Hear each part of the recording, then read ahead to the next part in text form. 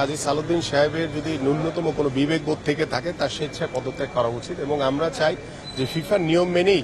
যেটা করণীয় সেটা পরবর্তীতে ফিফার যে নির্দেশনা আসবে সেই নির্দেশনা অনুযায়ী বাংলাদেশ ফুটবল ফেডারেশন চলবে। এখানে আমরা অনিয়মতান্ত্রিক কোনো কিছুই চাই না, আমরা নিয়মের ভিতরে রেখে সবকিছু করতে চাই, কারণ ফিফাও যাতে নিয়মের ভিতরে রেখে আমাদের যে বর্তমান যে পরিস্থিতি সেটা বিচার বিশ্লেষণ করে তিনি যাতে সেইরকম একটা সিদ্ধান্ত দেন তারা, সে বিষয়ে তাদের কাছ থেকে আমরা আশা করছি।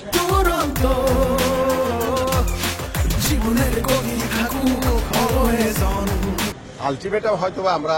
দিয়েছি, তো এই বিষয়টি কিন্তু আমরা অনেকদিন ধরে বলে আসছিলাম সালাউদ্দিন সাহেবকে যে আপনি স্বেচ্ছায় পদত্যাগ করেন। তিনি কিন্তু বারবারই এটাকে অ্যাভয়েড করে গিয়ে তিনি বারবারই বলছেন যে তিনি নির্বাচন করবেন এবং তিনি আবারও নির্বাচিত হতে চান, এবং যেহেতু তার আজ্ঞাবহ কাউন্সিলর রয়েছে যার কারণে তার ঘরে তার উপর বল রেখে কিন্তু তিনি এগুলি করার চেষ্টা করছেন। তো আমার কাছে মনে হয় যে আমরা নিয়মতান্ত্রিকভাবেই আমরা চাই যে সালাউদ্দিন সাহেবের পদত্যাগ হোক এবং সেই পদত্যাগকে সামনে রেখে পরবর্তীতে যিনি হয়তোবা থাকবেন তিনি হয়তোবা দায়িত্ব নেবেন, দায়িত্ব নিয়ে পরবর্তী বাংলাদেশ ফুটবল ফেডারেশন কীভাবে ঢেলে সাজানো যায় এবং সেটি দলীয়করণ মুক্ত রাজনৈতিকরণ মুক্তভাবে সেভাবে আমরা কাজ করে যাব। আমরা জেনারেল সেক্রেটারির কাছে বলেছি